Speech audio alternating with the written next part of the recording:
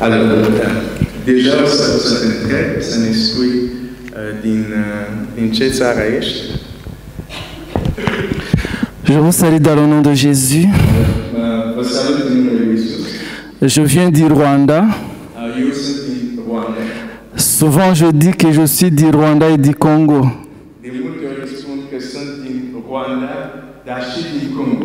Parce que j'ai quitté le Rwanda à 15 ans. Pentru că am plecat din Rwanda la vârsta de 15 ani. Et j'ai fui aussi au Congo-Brazzaville 15 ans. Și am stat în Rwanda 15 ani și am stat și în Congo-Brazzaville 15 ani. Ok. Alors, je peux te poser les questions en roumain? Non, je te pose en français. C'est bon? Je te pose en roumain? D'accord. Ok. Poți să ne spui ce te-a făcut să pleci din Rwanda, să ajungi în Congo? Le Rwanda, c'est un pays en même temps de l'Afrique centrale et de l'Afrique de l'Est. Rwanda este o țară care aparține Africa Centrală și Africa de Vest. Est. Ouais.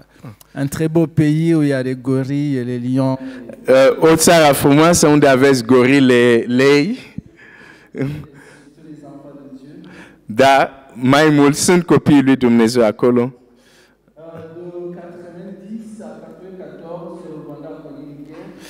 Între 90 și 94, Rwanda a cunoscut un război. À 94, il y a eu un génocide. În 94 a fost un genocid. Genocid. Donc j'avais 15 ans. Aveam 15 ani. Et oui, c'est bon, ça part. Et à 15 ans, moi et ma famille, nous avons quitté le Rwanda pour... on a fui la guerre et le génocide. Nous sommes partis au Congo, Kinshasa, parce qu'il y a deux Congos. Deci la 15 ani, eu și familia mea am fugit am plecat pentru că era acel genocid și am fugit în Congo Kinshasa pentru că există două Congo. C'était très difficile. A fost foarte greu. Il y a eu beaucoup de morts. A fost foarte mulți morți. Dar atunci când Dumnezeu are un plan pentru viața ta, nu vei muri până se împlinește planul lui Dumnezeu pentru viața ta. Și în harul lui Dumnezeu ne-a păzit. Și am ajuns în Congo Kinshasa în 94.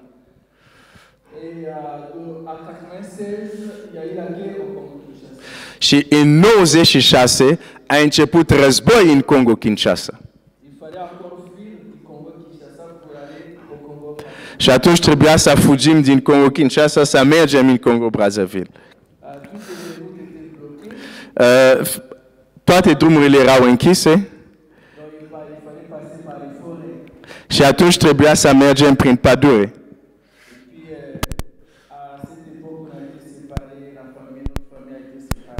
Și în acea perioadă familia mea s-a despărțit. Mama mea și sorile mele mai mici au fost într-un fel, nu mai puteau să iasă din pădure, erau blocate în pădure. Și eu și fratele meu mai mic am fost într-o altă zonă, deci eram despărțit.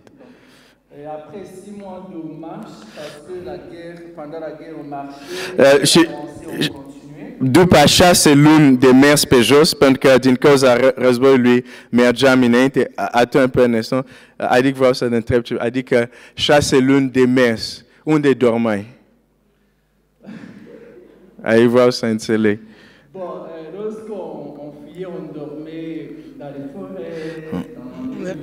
Când noi fugeam, dormeam în pădure, pe străzi.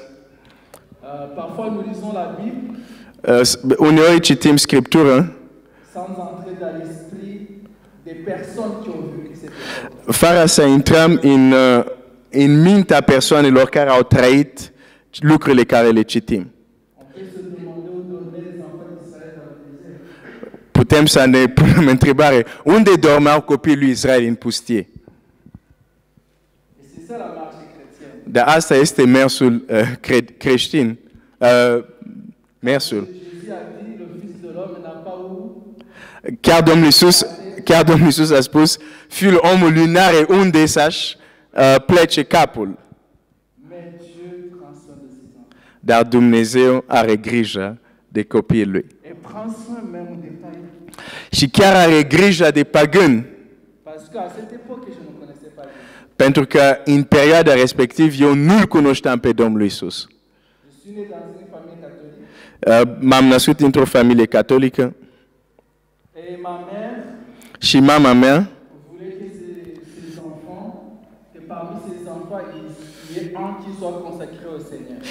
da, mama mea își dorea că printre copiii ei să fie unul care să fie consacrat Domnului. Am fost catolic cam 8 ani. Când aveam 8 ani,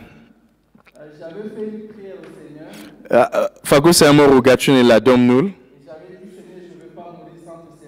și făcusem rugăciunea aceasta: Doamne, nu voi muri până nu te voi sluji. Dar nu-L cunoșteam cu adevărat pe Dumnezeu. Dar cu inima unui copil la 8 ani, am avut această convingere. Îmi amintesc că odată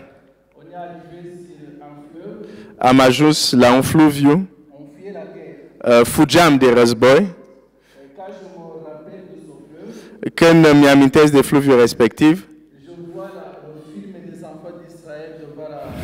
îmi amintesc de copiii lui Israel în fața Marei Roșie. Și în spatele erau miliție care ajungeau, se zice miliție? Da? Oameni înarmați, ok, care se apropiau și care omorau oamenii. Și nu puteam să traversez fluviul. Erau niște bărci care făceau să treacă oameni, dar când zic bărci, să nu vă gândiți la ceva bărci, doar lemn, ca un lemn așa și te așezi. Dar trebuia să ai mulți bani ca să plătești, ca să poți să fii trecut pe partea cealaltă a fluviului. Eram foarte mulți. Unul, de exemplu, de-a dat $100. Și altul zicea, eu îți ofer $500 cu familia mea doar să ne treci. Excuse-moi, combien de personnes pouvaient rentrer dans une barque comme ça? Ok.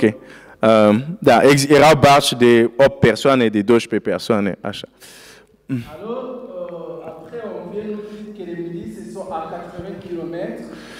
Și apoi am aflat că acele miliții care omorau oamenii sunt aproape la 80 de kilometri.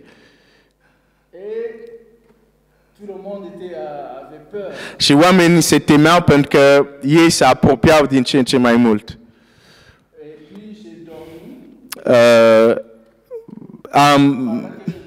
Timp ce dormeam într-o noapte în perioada respectivă, am avut un vis.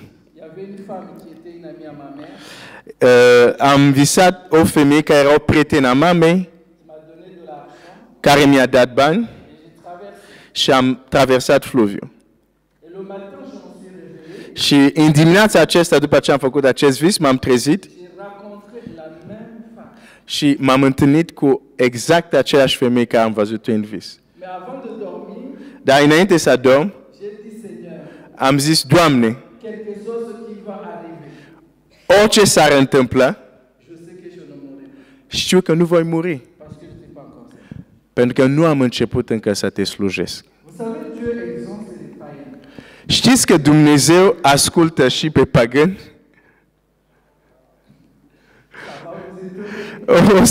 O să fiți surprinși.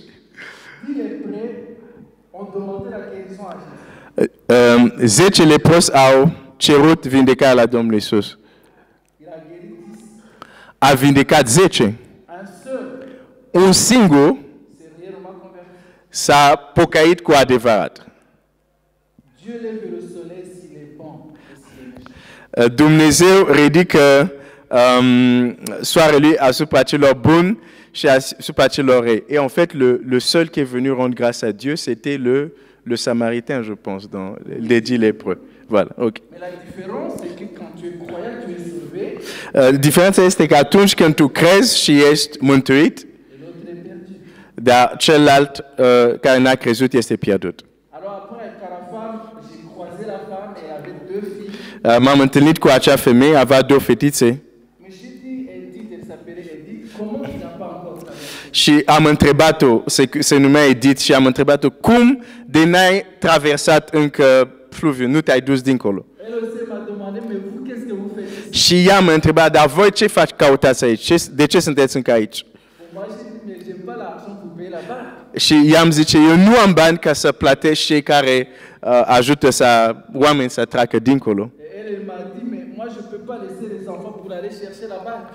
Și ea zice, eu nu pot să-mi lași copiii ca să mă duc să caut o barcă ca să traversăm. Et m'a remis $10. Și mi-a dat $10.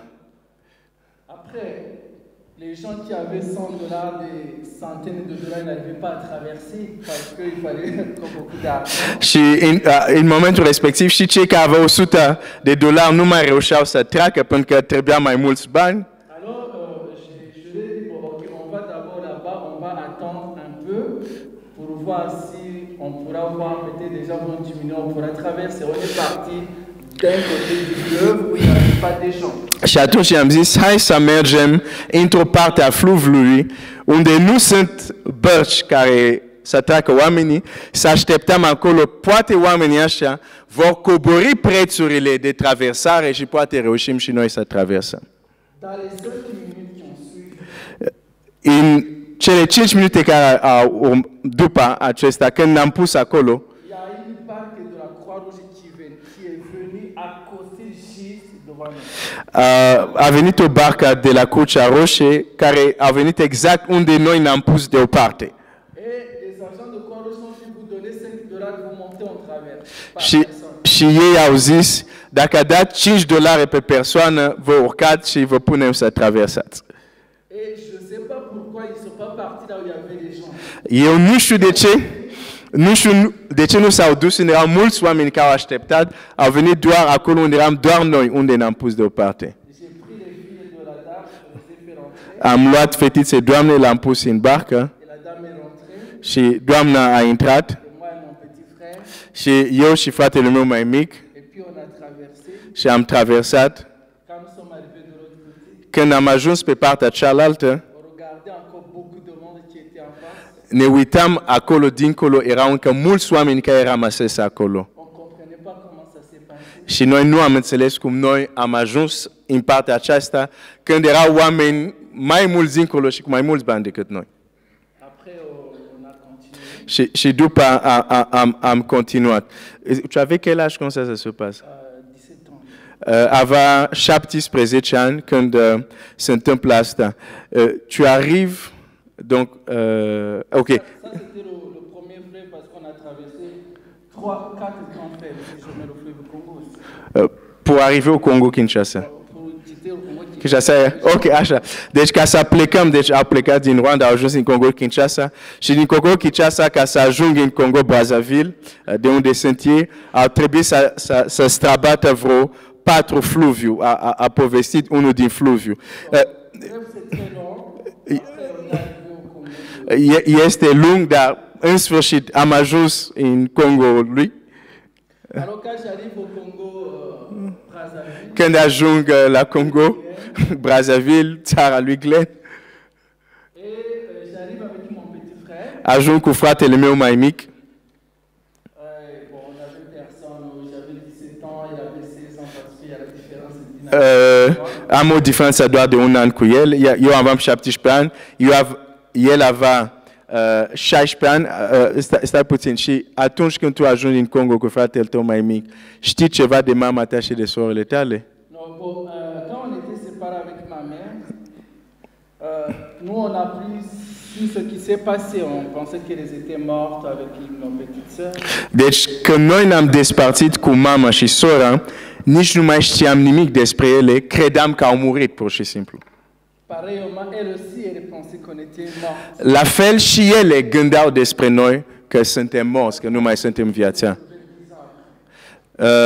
Noi, de fapt, ne-am regăsit 10 ani după. Alors, on arrive au Congo-Brazzaville. Deci ajung la Congo, Brazzaville. Je parlais lingala, Vorbeam lingala, o limbă care se vorbește la noi. des Congolais. Este limba congolezilor. La plupart de mes compatriotes ne connaissaient pas le lingala. Majoritatea compatrioților mei, adică cei din Rwanda care erau fugiți și în Congo, nu știau limba lingala. J'ai créé une école. Am creat o școală. De asta e, unde ai creat școala aceasta? Unde era școala? J'ai demandé une salle dans un établissement. Ok, m-am dus și am cerut o clasă, într-o școală am cerut o clasă Pour enseigner le lingala. ca să pot învăța lingala, să pot să predau, să fiu profesor. Et puis, je demandais 50 francs CFA par personne. La journée? Oui, non, pas par semaine. Ok, d'accord. Ceram 50 de bani de acolo pe săptămână. Aici ar fi cam poate 2 lei, ceva de genul, pe săptămână la studenți care veneau la cursuri. Pour avoir un peu d'argent. Ca să am puțin bani din ce trăi. Et la majorité de ceux qui venaient, c'était des musulmans. Și majoritatea celor care veneau erau musulmani. Et on discutait aussi religion. Și noi vorbeam și religii. Et puis, ils m'ont invité, je suis parti voir comment les musulmans prient. Și atunci ei m-au invitat și m-am dus să văd cum se roagă musulmani. Et après, finalement, je me suis converti à l'islam. Și atunci m-am convertit la islam după un anumit timp. Donc tu es devenu musulman. Je suis devenu musulman. Am devenit musulman. Et c'est pourquoi la Bible dit que nous devons faire attention avec ce qui nous attend. De aceea trebuie să avem grijă de ceea ce ascultăm sau auzim. Tu veux dire que ce sont les prêches que tu as entendus là-bas qui t'ont convaincu? Ok, pentru că de fapt când am mers acolo, ce am auzit acolo e ceea ce m-a convins și am devenit musulman. Ève avait écouté la parole. Și Eva a auzit Adam avait écouté la parole. și Adam a auzit cuvântul. Mais c'est une autre parole qu'il a détournée de la première parole qu'il avait. Dar e un alt cuvânt care a auzit ea, care l-a deturnat de primul cuvânt care a auzit din partea lui Tu Dumnezeu. peux avoir attendu qu'il ne faut pas pratiquer l'épidicité. Poate ai auzit că nu trebuie să preacurvești sau să curvești, ca să fie mai simplu pentru mine. Mais quelqu'un d'autre peut venir te dire que c'est normal, avec ton âge, c'est normal dans la vie. Dar altcineva poate să vină cu un alt cuvânt să zică, pe tu ești tânăr, e normal să-ți trăiești viața. Alors bref, je suis devenu musulman pendant 2 ans. Ca să fiu scurt, am devenit musulman și asta a durat 2 ani. Vous savez, les musulmans, chaque jour, il est là, ils viennent prier chaque jour. Știți că musulmanii în fiecare zi au rugăciuni care trebuie să le facă. Et on t'inculque certaines doctrines, certains enseignements. Și bineînțeles primești anumite doctrine, anumite învățături ca și musulman. C'est pourquoi c'est parfois difficile de ramener un musulman sur la voie. De aceea uneori este greu să aduci un musulman pe calea Domnului. 2 ans après, j'ai rencontré un ami, Patrick, qui était chrétien, mais un chrétien né de nouveau. După 2 ani m-am întâlnit cu un prieten, se numește Patrick, era un creștin, dar un creștin născut din nou. Unde l-ai întâlnit pe acest Patrick? Au marché, bon, après, je commençais à vendre, j'ai sauté beaucoup d'étapes. Ok, bun, ca să merg repede am sărit anumite etape. Deci după am ajuns să vin la piață, donc lui aussi și el vindea la piață. Și el era un vânzător la piață și vândea lângă mine la piață. Mais il était passionné, il aimait le Seigneur. Dar el avea o pasiune și îl iubea pe Domnul. Et quand il te parlait de Jésus, Și atunci când el îți vorbea de Isus, tu n'écoutais pas la parole qu'il disait. tu nu ascultai ceea ce spunea el, Tu pouvais regarder dans ses yeux dar puteai să vezi în ochii lui et tu voyais que cette personne, il a quelque chose dans sa vie. și puteai să vezi că persoana aceasta are ceva în viața lui. Et moi, j'étais convaincu dans l'islam. Dar eu acum eram foarte convins în ceea ce privește islamul. Je voulais aller au Soudan pour apprendre le Coran. Voiam chiar să mă duc în Sudan să înveț Coranul, adică să mă duc la o școală coranică.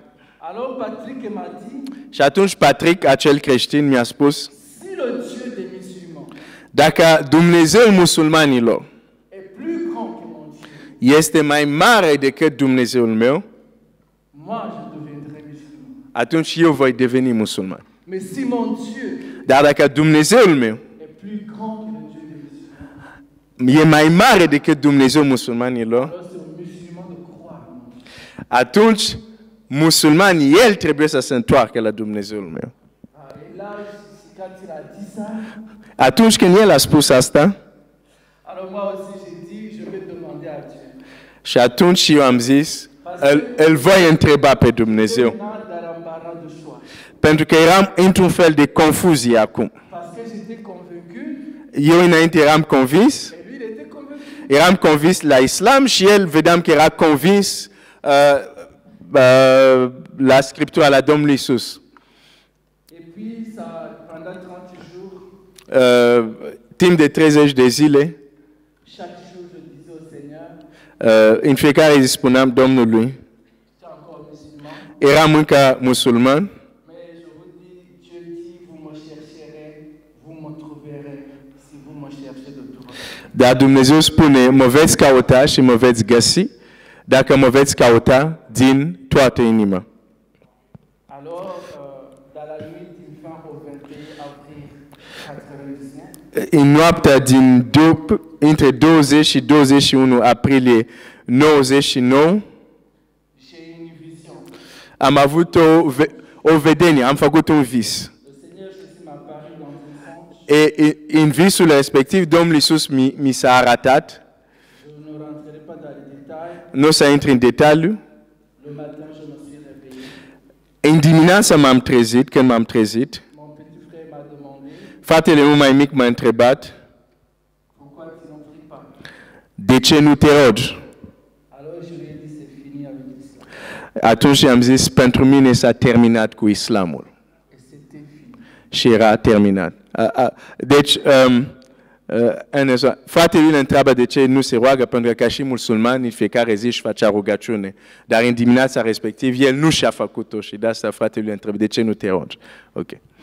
Vous savez, quand il rencontre Jésus, Știți, atunci când vă întâlniți cu Domnul Iisus, il n'a pas besoin de te dire,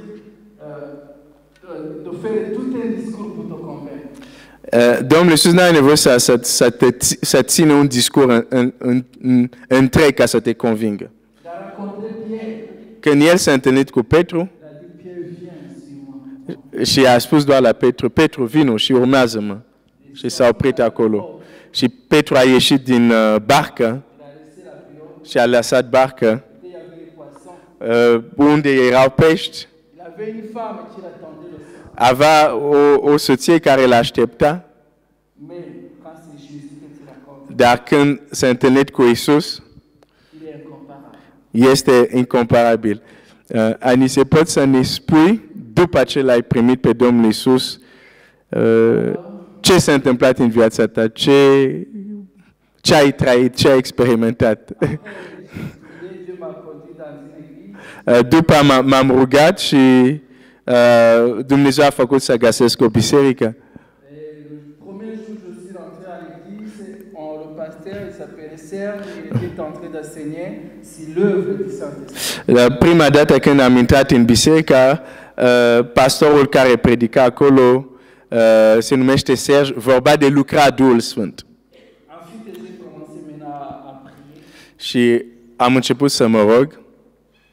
Dans Jean chapitre 1, verset 12, la Bible dit În Ioan 1, versetul 12, Biblia spune, que ceux qui ont cru en son nom, celor care l-au primit, celor care cred în numele Lui, qui ont cru en son nom, il les a donné le pouvoir el la dat dreptul de devenir enfant de Dieu. să se facă copii al lui Dumnezeu. Ça veut dire de vivre comme Dieu. Adică să trăiască viața lui Dumnezeu. Comme Dieu le veut. Să trăiască o viață după voia lui Dumnezeu. Vous savez, quand un lionceau naît, Când un pui de lei se naște, il naît avec la vie de lion. se naște cu o viață de lei Et plus il grandit, și cu cât crește, ça se manifeste. se manifestă. Quand un enfant d'un homme est né, Când copilul unui om se naște, il grandit avec la vie d'homme. crește în el viața unui om Et ça se manifeste. și se arată. Et quand un enfant de Dieu naît, Și când un copil al lui Dumnezeu se naște, et qu'il mange ce que les enfants de Dieu doivent manger, și dacă el mănâncă ceea ce copiii lui Dumnezeu trebuie să mănânce, je dis que l'homme ne vivra pas seulement du pain de la parole de Dieu. adică vreau să spun că omul nu va trăi doar de pâine, dar din orice cuvânt care iese din gura lui Dumnezeu. Vous prenez un lionceau, vous donnez chaque jour les herbes, Dacă luați un pui de lei și în fiecare zi îi dați iarbă, je pense qu'il va pas mourir, il va mourir. eu cred la un moment dat va muri. Alors j'ai eu la grâce de rencontrer des serviteurs. Și atunci am avut acest har să întâlnesc slujitorii lui Dumnezeu, Qui aimaient Dieu, care îl iubeau pe Dumnezeu, qui servaient Dieu, care îl slujau pe Dumnezeu, qui prêchaient la vraie parole. care predicau cuvântul lui Dumnezeu. Alors moi aussi, Dieu m'a ouvert le cœur, j'ai commencé à prier. Și atunci Dumnezeu mi-a deschis inima, am început să mă rog Et j'avais vraiment la joie du salut. și aveam bucuria mântuirii. Les amis disaient, mais Anissé est devenu fou. Prietenii mei spuneau, Anise a înnebunit. Et d'autres aujourd'hui sont chrétiens, gloire à Dieu. Unii dintre ei care spuneau asta, astăzi sunt creștini, slava lui Dumnezeu. Que Jésus parte Eu vorbeam de Isus oriunde, la școală, à l'école parce que j'avais repris l'école, începusem din nou să merg la școală vorbeam de Isus, marché. la piața vorbeam de Isus. Les gens commençaient à m'appeler pasteur. Oamenii începeau să mă cheme domnul pastor. Les anciens amis musulmans, c'était des ennemis. Cei vechi prieteni musulmani au devenit dușmanii mei, Pas pour moi, nu pentru mine. mais pour eux. Pentru ei eu eram un dușman, acum Voilà, et j'ai commencé à prier au Seigneur. și am continuat să mă rog Domnului. Et une fois je priais, Odată mă rugam, j'avais deux amis, il y a Saint et Richard, c'était deux frères. aveam doi prieteni, Iasen și Richard, ei erau frați Et ils avaient perdu quelque chose qui m'appartenait. și ei pierduseră ceva care mi-aparținea, Que vraiment j'aimais la chose. care țineam și mi-aparținea. Alors j'ai dit, Richard, vous savez, vous devez me rembourser. Avant que je puisse connaître le Seigneur. Asta se întâmplă înainte să-L cunosc pe Domnul și le-am spus, voi trebuie să-mi plătiți înapoi ce ați pierdut, ce mi-aparține. Și mi-au dat bani. Et quand j'ai cru au Seigneur, Când am crezut în Domnul Iisus, une fois je priais, odată când mă rugam, alors le Saint-Esprit m'a dit, tu vois combien tu as été méchant. Duhul lui Dumnezeu mi-a vorbit și mi-a arătat cât am fost răi cu ei. Il m'a ouvert les yeux, je voyais la scène, comment ça s'est passé. Revedeam parcă ce s-a întâmplat, cum m-am purtat cu ei. Mais Dieu me disait que moi, je n'étais pas prêt. Și Dumnezeu îmi zice, da, eu te-am iertat pe tine. Alors j'ai pris de l'argent, Și atunci am luat bani, je suis reparti les voir. m-am dus înapoi să-i văd J'ai dit, vous avez perdu ceci, vous m'avez remboursé, mais je vous redonne mon argent. și le-am zis, mi-ați pierdut ceva, dar vreau să vă dau înapoi banii voștri. Je ne connaissais pas le Seigneur, Atunci nu-L cunoșteam pe Domnul, maintenant je connais. dar acum îl cunosc pe Domnul. Vous n'avez pas à me rembourser. Nu trebuie să-mi dați înapoi bani. Ça, c'est un témoignage. Asta e un lucru care se întâmplă când m-am întors la Dumnezeu. C'était quoi leur réaction? Ben, quand je les ai donnés, à partir de ce jour-là, Când le-am dat înapoi banilor, je ne doutais plus de ma conversion. au zis cu adevărat ai întors la Dumnezeu. Et ils m'ont demandé, je me souviens, quand ils sont venus me voir, ils m'ont dit, Anissé, nous voulons recruter, mais nous voulons venir avec toi. Și s-a întâmplat o zi, au venit la mine și mi-au zis, noi vrem să ne rugăm acum, dar vrem să mergem să ne rugăm unde te rogi tu. Vous savez, si les païens ne viennent pas à l'église, Știți, dacă pagani nu vin la biserică, c'est pas la faute des païens, nu este vina paganilor, c'est notre faute. este vina noastră. Parce que si on ne voit pas la différence entre nous et eux, Pentru că dacă ei nu văd diferență între noi și ei, pourquoi ils doivent croire? de ce vor crede?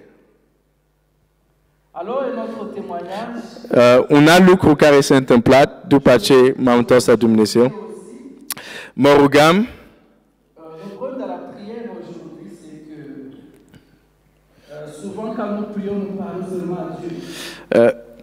astăzi de multe ori când ne rugăm, suntem concentrați doar să vorbim lui Dumnezeu. Or, la parole, nous devons parler à Dieu, la prière, mais nous devons aussi l'écouter. Dar când ne rugăm, trebuie să vorbim lui Dumnezeu, dar trebuie și să ascultăm ce Dumnezeu are să ne spună. Alors, une fois avant que je connaisse le Seigneur Jésus, Deci, înainte să-L cunosc pe Domnul, je vivais avec les gens dans la maison. lucram cu unele persoane, eram mai mulți într-o casă, Et une fois, j'avais besoin de 15 000 francs CFA, c'est autour de 100, entre 100 et 200 lei. aveam nevoie de 15.000 din bani de acolo, e probabil 100 sau 200 de ron, cum ar fi aici. Je suis venu, je suis entré dans la maison. Și atunci am intrat în casa Et exactement, il y avait 15 000 sur la table. și am văzut exact 15.000, adică suma de care aveam nevoie pe masă. J'ai pris 15 000, I-am luat, je me suis dit ce qui était demande, on verra après. i-am luat și am zis, dacă cineva o să întrebe de ei, o să vedem atunci. Après, j'ai utilisé l'argent que j'avais besoin Și am folosit cum am avut nevoie, et personne n'a demandé de l'argent. dar nimeni din casa a cerut banii respectivi. Alors, environ 2 ans après, Atunci, 2 ani după aproape, je me suis converti, je priais. când m-am întors la Dumnezeu, într-o zi mă rugam, Et le Seigneur m'a dit, tu dois prendre cet argent, tu dois aller remettre. Domnul mi-amintește, știi bani care ai luat atunci, trebuie să iei și trebuie să-i duci înapoi. J'ai pris 15 000, Am luat 15.000, je suis parti. m-am dus, J'ai parlé avec eux et personne ne se souvenait de cet argent. am vorbit cu ei, dar nimeni dintre ei și-a amintea de bani respectivi. Et j'ai donné au monsieur, j'ai dit, prends cet argent, si un jour quelqu'un demande, je lui donne. Și atunci totuși am zis, ia banii așa, dacă într-o zi cineva îi cere, poți să-i dai. Et depuis ce jour-là, Și de atunci, din ziua respectiv, le monsieur m'appelait pasteur. omul respectiv mă numea pastor când mă vedea. Pas que j'étais un jeune frère. Nu eram pastor, dar din cauza acestui gest a început să-mi zică domnul pastor. Pourquoi? Parce qu'il y a avant le Seigneur et il y a après le Seigneur. De ce zic asta? Pentru că trebuie să fie înainte să-L cunosc pe Domnul și după ce m-am întâlnit cu Domnul. Et celui qui connaissait Paul, Saul, avant le Seigneur et après, il connaît la différence. De exemplu, cel care îl cunoștea pe Saul înainte să se întâlnească cu Domnul și apoi care a devenit Paul, există o diferență între ei doi. Parfois, nous cachons notre vie avant le Seigneur. Uneori noi ascundem viața noastră înainte să-L cunoaștem pe Domnul. Et c'est une erreur. Este o greșeală. Parce que parfois, ce que les gens veulent écouter, ce n'est pas un verset. Pentru că uneori ceea ce vor să audă oamenii nu este un verset biblic. Parfois, ils veulent écouter qu'avant j'étais une prostituée, maintenant je suis fier de Dieu. Pentru că uneori oameni vor să audă, înainte eram o prostituată, dar astăzi sunt un copil al lui Dumnezeu. La prostituée va t'écouter et elle va te croire. Și atunci cea care poate și ea e prostituată, va auzi mărturia ta și va crede. C'est pourquoi Dieu écrivait même quand David commettait l'adultère, Dieu écrivait. De aceea, chiar când David a curvit, Dumnezeu ne scrie asta în Scriptură. Quand Paul a assisté à la mort d'Étienne, Dieu a dit écrivez ça. Când Pavel a asistat la omorârea lui Etienne, găsim asta scris în Scriptură. Et c'est très important, je voudrais peut-être m'arrêter là pour ne pas aller loin. Asta este important să știm diferența asta dinainte, după. O să mă opresc aici ca să nu merg, să nu iau prea mult timp. Mulțumesc foarte mult, Anise, pentru mărturia ta. Încă un lucru, dar scurt. Deci ai plecat din Rwanda, ai fugit de război, ai ajuns în Zaire, fost Congo Kinshasa, a început război, ai fugit, ai ajuns la mine în Congo. Și când ai ajuns la mine, ce se întâmplă?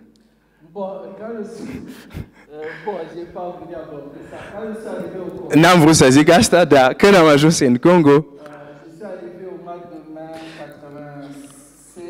am ajuns în luna mai 97, mai 97, și în luna iunie, 5 iunie, războiul începe în Congo. A treia oară mă găsesc într-o țară cu război. Deci în fiecare, nu te-ai pus să întreba dacă nu cumva duceai tu războiul de fugea.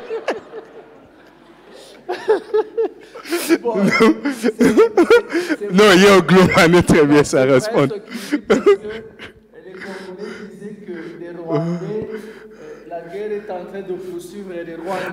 Ce spune într-un fel un pic adevărat, că congolezi spuneau, parcă unde se duc cei din Rwanda, unde au fugit, începe și război acolo. Nu, asta a fost o glumă, dar...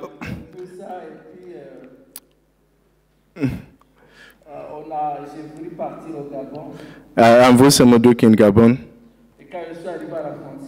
Când am ajuns la graniță, granița era închisă și atunci a trebuit să rămân în Congo. Și atunci am rămas în Congo. Okay. Il y a beaucoup de choses à dire de ce que Dieu a fait. J'ai prié pour la famille.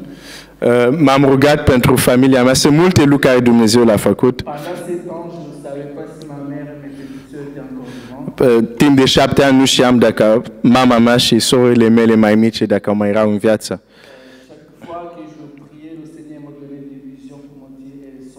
Dar când mă rugam, primeam vise de la Domnul care îmi confirmau că erau încă în viață.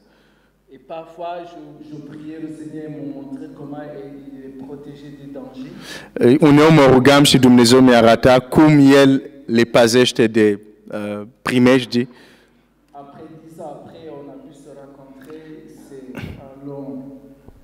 Lungă istorie. 10 ani după am putut să ne întâlnim, dar este o poveste lungă. Merci beaucoup, Anise. Mulțumim mult, Dumnezeu să te binecuvânteze. Când spune că 7 ani nu știa dacă mama lui, sorele lui erau în viață, eu mi-amintesc că am stat 1 an fără să știu dacă tatăl meu era în viață și 1 an mi s-a părut foarte lung. Nu pot să-mi imaginez cum a fost pentru el să stea chiar 7 ani fără să știe. Mulțumesc lui Dumnezeu pentru el, că Dumnezeu l-a schimbat, l-a mântuit.